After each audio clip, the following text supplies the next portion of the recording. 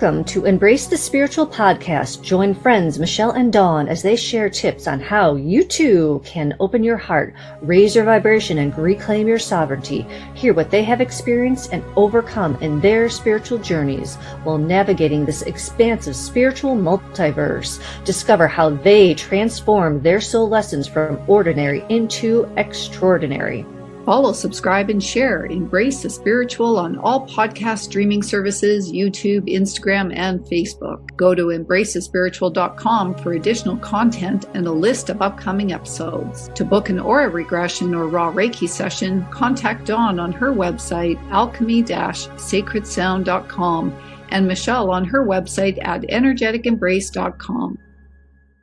Here we are for advanced spiritual tools, and sometimes because I do them so often, I don't realize, Dawn, technically this is advanced, but I've incorporated into my daily life. Duh, it is considered advanced. So trying to get in that mindset of stepping away from simple, and really it is more of a, I think of it as a sacredness to running my life of, I wake up in the morning, I take my dogs out, and while they're doing their thing, I light my candle for the day. Because if I'm home, I always have a candle burning. I don't want any negative energy hanging out in my house. And I know I've been energetically attacked, and I don't consent to that on any timeline, and I've cleared it. So that candle is always there for the energy to transmute it out. And then I do my shielding, I do my yoga and my other things that I can't mention that Aurora has taught us. And then I start giving thanks to my plants because they are looking so good. And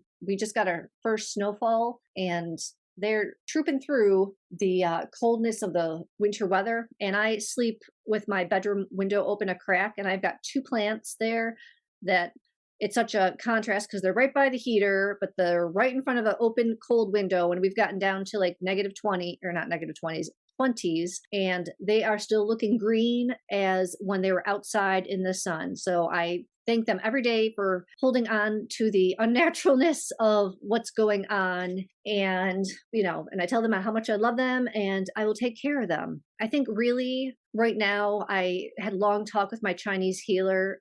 We are going into a time where we're entering into the winter solstice. And he was pointing out that during the summer solstice and the winter solstice, even though tensions run high during those times, especially because summer solstice is usually the end of the school year for us, and winter solstice is the holidays, don't put extra stresses on your heart, whether it be physical, emotional, mental, physical. It is not the time of year, because he says we are in the year of the heart. So the weak organ of your heart is going to be not on the energetic strength. So be more mindful as we're exiting this year to that. And I'm going to be taking it easy, especially around the holiday. I know that my kidneys have been bothering me, but he said energetically, he's like, they're still doing what they're supposed to do. It's just sending cramps down. I thought I needed more magnesium. He said, nope, it's energetically your kidneys are cramping your legs up because they're attached to the meridians in my feet. And I said, all right, what can I do for that?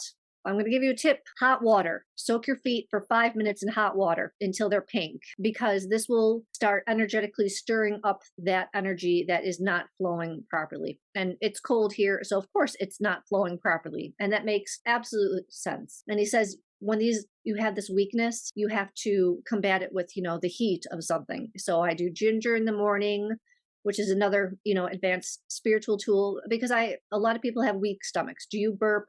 Do you get bloated? Do you have issues with over salivating or no salivation? That's your stomach energy. Do your teeth have issues? That's your stomach. So ginger is a wonderful tool to use in your arsenal.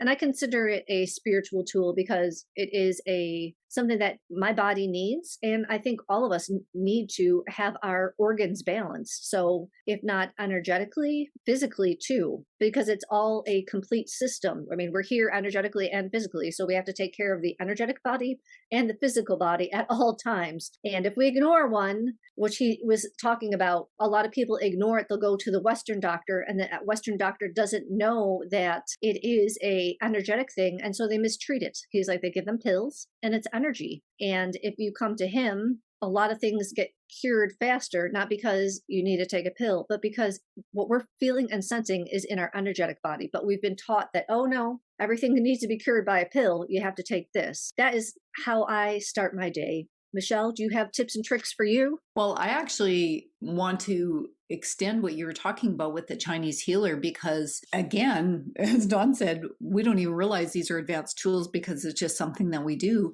But when I took my tuning fork courses, and if you can find a tuning fork healer around you that, I don't know, I guess does it the way I do it, we use acupressure points. So when Dawn was talking about the kidney meridian and putting your feet in water, here's a reason why. Kidney meridian point 1 is on the sole of your foot. So it's kind of under where the pads below your toes, and then it's kind of, I think it's between the second and third toe, and there's a little depression in there.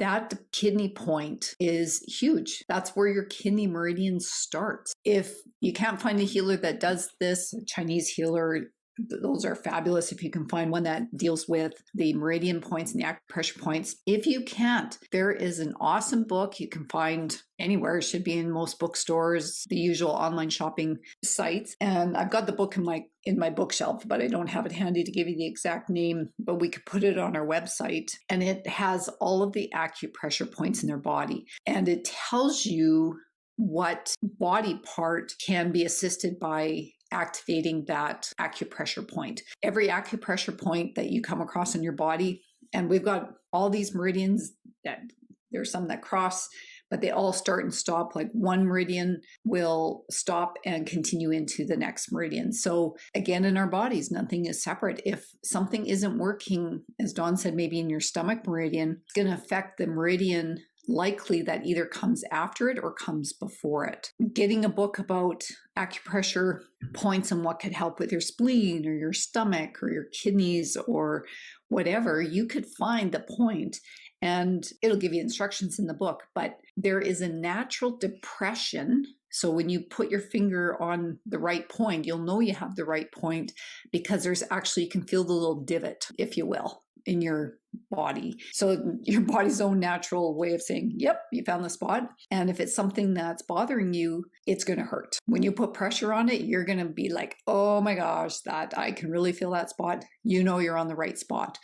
And it's just a matter of putting pressure in that spot. You can kind of rub it around a little bit. And that is a great way to connect in with your energy systems in your body. I'll let Dawn continue on. I want to find my one book that also talks about the times that you wake up during the night. So with regards to these acupressure points, I had to go find my Tuning Forks book because this is where I learned this. And you could probably find the schedule online somewhere with some research. But when you have issues, especially sleeping, and you wake during specific times during the night, it can actually be an indicator as to maybe some issues that you're having in your body with a specific organ, which could be an energy blockage. So it's something that you need to work on. If you are and this is if you're waking up kind of not naturally, not necessarily alarm clock waking you up, but if you just kind of have a disturbed sleep. So from 3 to 5 a.m. is your lung meridian. So pay attention to the lung meridian. It runs from your chest to your hand, 5 to 7 a.m. So these are all times that those meridians and systems are doing their work. So 5 a.m. to 7 a.m. is your large intestine, and that runs along your hand to your face. From 7 a.m. to 9 a.m. is your stomach meridian, and that goes from your face all the way down to your foot. So if you think of how long that meridian actually runs, there are lots of points along that meridian line that could be affecting. You might have a sore elbow, but it could be something in your stomach meridian. 9 a.m. to 11 a.m. is your spleen, and that runs from your foot up to your chest. 11 a.m. to 1 p.m. is your heart meridian, runs from your chest to your hand. 1 p.m. to 3 p.m. is your small intestine, and that runs from your hand to face. So some of these are it's very specific where they start and stop. 3 p.m. to 5 p.m. is your bladder meridian, and that goes from your face down to your foot. So that kind of goes on the other side of your body. So the bladder and the stomach are very key meridians that run through a significant amount of your body. 5 p.m. to 7 p.m. is your kidneys, and those run from your foot to your chest. So when Dawn was talking about your kidneys, in your feet alone, there's, I think, at least 3, K1 to K3, run from the bottom of your foot to your ankle bone, to your inside ankle bone. 7 p.m. to 9 p.m. is your pericardium, runs your chest to your hand. 9 p.m. to 11 p.m. is your triple warmer, going from your hand to your face. 11 p.m. to 1 a.m. is your gallbladder, face to foot. 1 a.m. to 3 a.m. is your liver, foot to chest. So it's important. Part of why I wanted to bring this up as part of advanced spiritual tools is because once you're aware of when these systems run, you can be a little more aware of what you're doing during those times. So when we stay up too late, we don't get enough rest, we're disrupting some of these meridians. So from 11 p.m. to 3 a.m., you've got your gallbladder going into your liver. So those two are pretty big filters for your body system. So if you're not getting rest during those times, you could be negatively impacting, or you may have a blockage or something. So it's a pretty cool thing to be aware of. A lot of people aren't aware of the acupressure meridians. You do have to be very, very careful, because when you're pregnant, there's certain acupressure points that you do not want to use. So take this very carefully. Ideally, find someone who is familiar with working and has been trained to work with these meridians, and go get some assistance through them. If you want to buy the book, it can certainly help. It's a tall blue book, and it's all about acupressure points. And I'll put that on our embracethespiritual.com website. So I just wanted to kind of extend what Dawn was talking about as far as our Chinese healer. I love the fact that this upcoming year is about the heart. We've been talking so much in these episodes about unconditional love and heart discernment. It's not a coincidence. So I just want to clarify, this is the year of the heart. Hey, well, every year is a year of heart, but technically speaking, yes. Yeah, no, I appreciate that, because called active listening, Michelle. Yeah, I don't remember what next year is, because he didn't say, but because we were talking about the heart so much. But we're in the year of the heart. But that makes sense because of what's got to go on next year. Absolutely.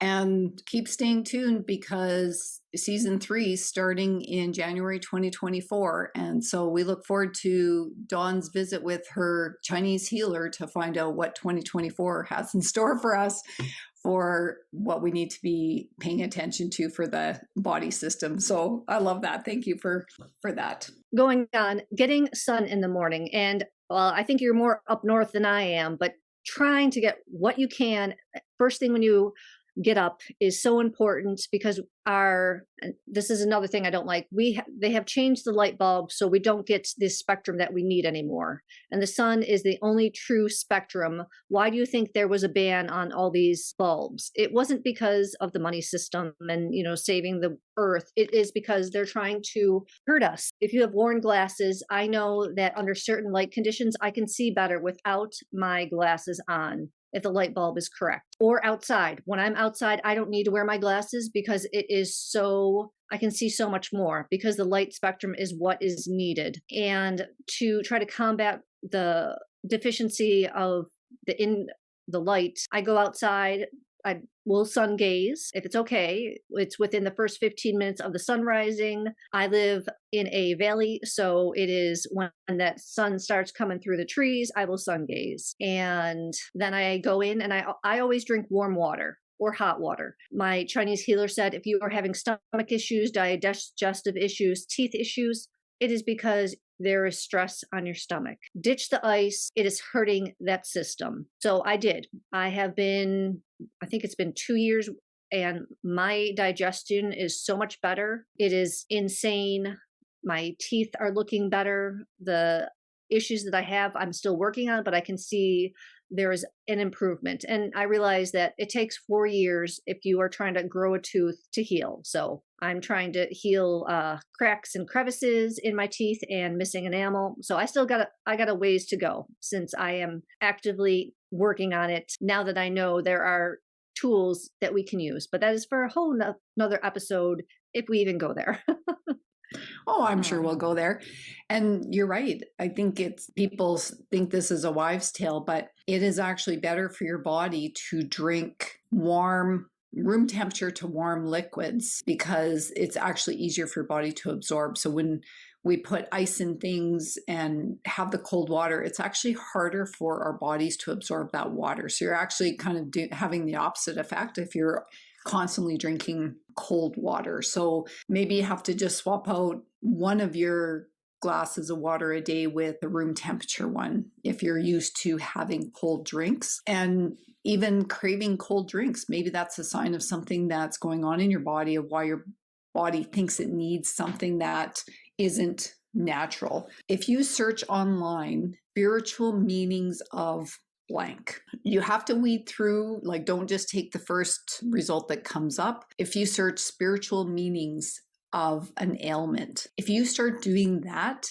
instead of just going to the doctor to fix the physical thing, start with the spiritual meaning of things and things that you can do to shift the energy around that. So an ankle might mean one thing versus an elbow. So finding those spiritual meanings of things, I consider that an advanced tool. And like Dawn said, it's something that I go to regularly. Some of them you'll get to learn, but if you keep having repetitive injuries in a certain area, you haven't learned your lesson. So find out what the meaning of it is and go work through it. Things keep appearing to you when you aren't getting the message or you're not doing the work. You think you might have done the work, but if it reappears, you haven't fully completed the lesson. So just pay attention to that. And I want to switch to kind of a physical tool that just popped up in my feed, and my guides will do this. You know, I don't scroll a whole bunch through social media,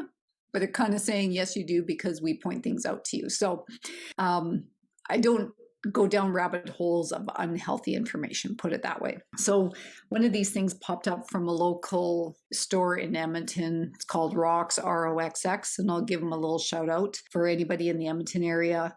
They showed a cute little tool, and it's called a purification bowl. And what they put, it's really cute. They've got a selenite kind of half moon or quarter moon shape. It's kind of a little bit of a dish. And they put like a little sprig of, I don't know, maybe sage or something like that. And they put in it carnelian and shungite, and they put a little bell in it. Do some research on I think it was white sage they put in. So set your intentions out loud and visualize a clean and clear space and energy. So that's what this purification bowl can do. I haven't specifically done this. It literally just popped up in my feed, and I thought, what a cool advanced tool. We talked about clearing our space in the past episodes, and that was one that, you know what, if you have a small space, or you could do this in multiple spaces in your home, but what a cool little tool. But again, it's about the intention that you're putting behind it. Make sure that your shungite and your carnelian are cleansed before you do this. Even your bell, if you want to sage your bell, to make sure that it's pure, because you want any negative energies. Reminder that when you buy stuff from the stores, it contains all the energy of the people working there. Everybody that's touched that item has a residual energy attached to it. So just a reminder to always clear your stuff before you work with it and set those intentions. But what a cool little thing. And one of the other things that popped up, doing some gift shopping for family, and my son said, hey, do you remember those copper socks that you and I bought for me? I think it was several months ago. He said, I could really use some more socks. Didn't even clue into me yesterday when I was talking to him about that, but until, of course, we're talking about advanced spiritual tools. Hey, if you have to wear shoes, why not have socks that have copper in them? Like, what a great idea. At least you have some connection. That copper is that conduit for energy. Walk around in your sock feet for us that are in cold locations, and our winter is the white stuff outside. We want to be wearing socks, and if you're going to wear socks, you might as well have copper in them. It's funny that you bring up socks. Wearing socks to bed is so important because it actually helps regulate your body temperature, especially in the winter, and it creates a system of, and I usually don't wear socks to bed, so I started it and I realized I'm sleeping so much better because of it. It really helps with regulation, and if the room is on the colder side, I have an easier time falling to sleep instead of struggling with my body to get the right temperature. It also reduces your stress levels, and who doesn't want to do that? Along with reducing your stress levels, if you live or can go out into nature, running water is so important. Lakes, streams, oceans, or even creating something in your house that's like a fish tank would even do it because it has, usually filters, but creating something in your environment to have running water, it reduces your stress. And we're all trying to be part of healing you is the stress levels. Because when you're not stressed, you can give more easily, freely, and be your tip top self. And I had one more crystal grids. That's what it was. Because my daughter and I were just talking about it. Look them up. There are so many pretty ones. I'm not going to name anybody. I was showed her some pictures because she was asking me, what would you like for Christmas? And I'm like, boy, I really don't need anything, but my crystals have been talking to me, and they're like, we want more friends. I'm like, of course you want more friends.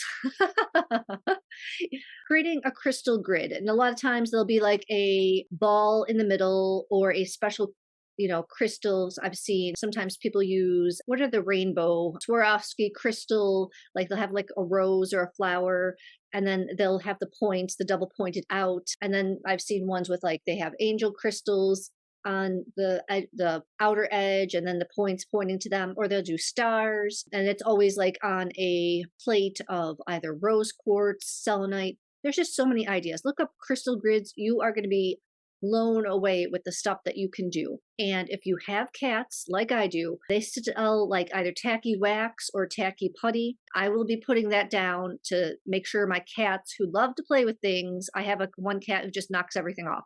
If it is on a counter, he will knock it off. So I'm going to be putting that on my crystal grid so he will not be playing hockey with my crystals. Such a Canadian thing to do. So that happens here for sure. You have to be selective of what is in cat paw range. Our older cat, of course, can't jump up and get it. So it's been safe for a while. But now that we have a kitten, she's deemed it her role to explore. Put it that way. One of the other tools that I wanted to share, we've talked about kind of cleansing energy when you're out talking to people, like cleansing through the shower and stuff. There is a technique that a lot of people that are familiar with Reiki will use called dry brushing or dry bathing. And it's a Japanese Reiki technique for purification. So in Japan, before you enter a temple or sacred place, usually there's a place near the entrance with running water, as Dawn said, that's very key, running water for cleansing. And, that's ritual cleansing really that they're doing to purify themselves before entering. So what a traditional thing that they are doing that we just walk in a place and whatever energy we came from our exploration with is coming into the space. And then we're having to clean our space and energetically cleanse it. So this dry bathing technique is a way to do that without water. We're not going to have, a fish tank at the front door. You're going to dip your hands in and do a little cleansing. That's not what we're talking about. I guess if you want to fill your boots, but not something I'm going to do. It's really good, even if you are a healer and before you do work on someone, you could do this in your space. And what they start out with is what's called a Gasho meditation. It's spelled Gasho. So if you search that meditation up in combination with Reiki, is probably going to get you more of a pure traditional sense of that meditation. But really what it is it's your two hands coming together in, quote unquote, the prayer position. And I only say that because you'd be able to know what that actually means. And you're putting your hands together and in front of your heart. And this meditation is, traditionally practiced with Reiki workshops. And if you can be in that pose for, 15 to 30 minutes, not everybody has that time, but if you could do 5 to 15 minutes even, something so simple. And you can do it by standing, but ideally you want to be sitting down, your spine nice and straight, still comfortable, your head in a neutral position. Don't strain if you have back problems or anything. Try to sit with maybe some pillows for comfort or a cushion on the floor. You could do it while laying down because not everybody's mobile to be sitting up. So this is a great meditation that can be done anywhere. And guess what? helps you get some meditation time in. Close your eyes, put your hands together, your palms are facing each other, and then your thumbs are basically sitting in front of your chest and your heart chakra. And breathing out through your nose, breathe in through your mouth, out through your nose is a real cleansing breath. And focus that attention where your middle fingers meet. Let go, let your mind wander. If it wanders, just acknowledge that thought, let it go. We've talked about that in past episodes, and just refocus back where your middle fingers meet. So what it's doing is it's actually giving your brain something to be focused on so that it doesn't get in the way of meditation. So if you have that floating thought, just acknowledge it, let it go, come back to your middle fingers. If, that's uncomfortable to hold for that long, you can simply keep your hands still in that position, rest them in your lap. We're not suggesting if you have shoulder problems or anything, this should not be uncomfortable or painful in any way. Observe anything that's happening in your body. Maybe you're getting hot or cold, or maybe you're getting images of something. Notice it, and then just come back to focusing on those two middle fingers. And just know that this is a safe place. Continue to keep taking those deep breaths. And what those deep breaths help do is it helps get you to that theta brainwave. And that's where meditation happens. That's where you're connecting to your higher self. So this is something quick. Obviously, I'm going to state it, don't do it while you're driving. You can do it maybe if you're driving to work, maybe when you park in the parking lot, maybe just do it for even 5 minutes before you go into the building. So just to kind of center yourself. So that's the first part of this dry bathing, is to do that short gasho meditation. The next part of the dry bathing, so I'll give you hopefully my tutorial, you can imagine it. If not, there's some great Reiki sites out there that talk about dry bathing. You put your right hand on your left shoulder and you stroke down your chest across your stomach and end at your right hip. Do the same on the other side. Your left hand on your right shoulder, stroke down across your chest and stomach and end at your left hip. Repeat it with your right hand on your left shoulder, and then extend your left arm. So you're kind of maybe palm facing up, but just let your arm extend down along your body. And then with that right hand on your left shoulder, you're going to stroke down your arm all the way to the hand and fingertips. Then fling your right hand out in the air as though you're throwing away any negative energy. That's key. Don't forget to get rid of the energy. That's the whole point, is you're dry brushing from your shoulder, your left shoulder and your right hand, all the way down your arm and out your fingers, and flick your fingers so that you're getting rid of that energy. Do the same with your right arm. So your left hand is on your right shoulder. Stroke down your arm, your right arm, and fling out I would do with both hands, fling out the energy. Repeat on the left arm again, and then you can add the short gasho meditation at the end. Now the key is this is happening 3 times. So it might seem unbalanced. You're doing your left shoulder, then your right shoulder, and then your right again. So right, left, right, and then do the same thing with sweeping right, left, right. Just a cool technique that you can do anywhere. If you don't have your sage, that you can sage yourself when you go out in public. This is a quick thing. You could sit in your car and do this before you go into work.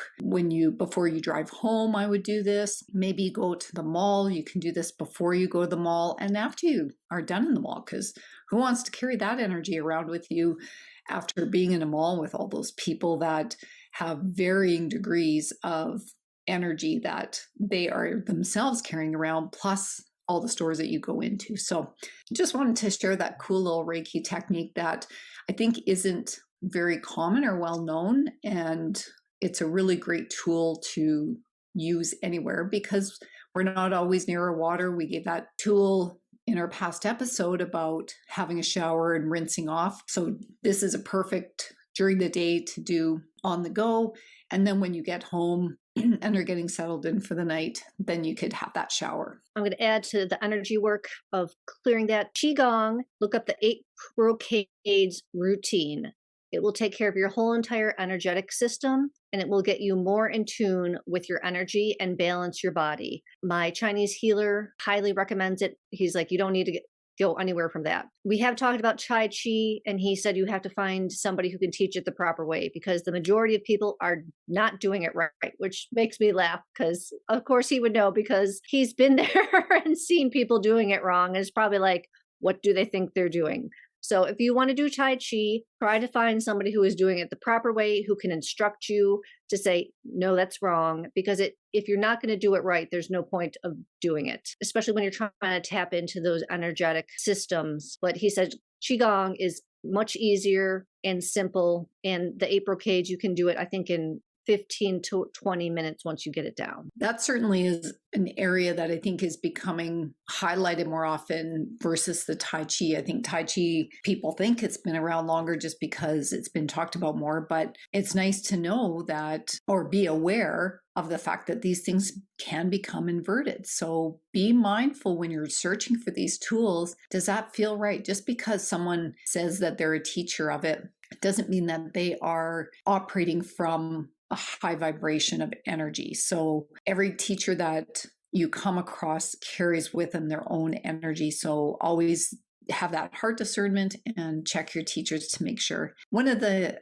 last things that I want to share as part of this episode is all about, it's kind of an extension of our conscious languaging. So often we subconsciously think of things because of our programming. So, those thoughts come to our mind quite a bit, but really I want people to remember that you attract into your life a reflection of what you think. So take that in. You attract a reflection of what you think. So when people think, oh, life isn't going my way, I keep getting this, that, and the other thing, they're not very willing to look in the mirror at what they are thinking and ultimately attracting. One person that does this very well, and part of her teaching, her name's Byron Katie, and it's worth mentioning her because she has a technique that is exactly that. Whatever you're looking at in your situation is a reflection of what you are thinking inside. That's a tough thing to think because you might be annoyed with a partner or coworker because of something they're doing. If you really have an honest look at whether you do that in some, it might not be exactly the same, but it could be the same. So lying is a big one. You might really hate when someone lies. Well, if you're really annoyed by it, is there an area in your life that you're doing that? You could be lying to yourself, might not be the exact same situation, but there's always a reflection of what you are seeing in somebody else of what's actually going on inside. So if you're focused on sickness or disease, guess what you're going to attract? Do you really want to attract more sickness and disease? But if you focus on it, you can attract more. And I know this has been a struggle for me, admittedly, in the past, because I have had lots of injuries. And so then I have to stop and think, okay, what is this really telling me? I'm clearly not learning the lesson and I'm attracting it, so I need to put a stop to it. If you focus on poverty or lack, then that's what you're going to get. Your bank account's not going to grow if you're focusing on that. So remember that everything you're holding in that conscious thought becomes your reality. We are all that powerful because that's just how the universe works. Everything is energy. So even that small little quick thought, the universe doesn't use adjectives. They don't use descriptors of that and not a yeah, but. It is a literal translation of whatever energy you are thinking, whatever thought you're thinking, whatever action you're doing. It's taking the literal sense of that and reflecting back to you. So be in abundance mindset. See that love in people. See the honesty in people. Embrace good, emotionally healthy people. If you can surround yourself with people that are that vibration, you're going to attract more of that. So it's just a reminder. And we may not think that this is an advanced tool, but it really is, because if you can be mindful of your thoughts, just because you're not saying it out loud, it's still happening from a universe perspective. So it does not discriminate against whether you've said it out loud or you've said it internally. I really love a friend that I grew up with. He just posted this quote today: happy people focus on what they have and unhappy people focus on what's missing. Which camp do you want to live in? I love that. And it's true. If you're going to concentrate on the chaos in your life, you're just going to create more chaos. Do you want to be the calm serenity that you're seeking? Or do you want to be living in that chaos that you have created it without realizing it? So beautiful, Michelle. Whew, I love the universe. It just is the greatest teacher, and we just have to be willing to listen. And great power comes when you are willing to listen to those whispers of your higher self in the universe instead of what is being shouted at you from the world. Join us for our last episode in Season 2, where we talk about all of those things that we loved about our episodes this season and share our favorite tips and practices and messages that came out of this season. And thank you for listening. Follow, subscribe, and share Embrace the Spiritual on all podcast streaming services, YouTube, Instagram, and Facebook. Go to embracethespiritual.com for additional content and a list of upcoming episodes. To book an aura regression or raw Reiki session, contact Dawn on her website, alchemy-sacredsound.com, and Michelle on her website at energeticembrace.com. Infinite love and gratitude. Thank you for joining us.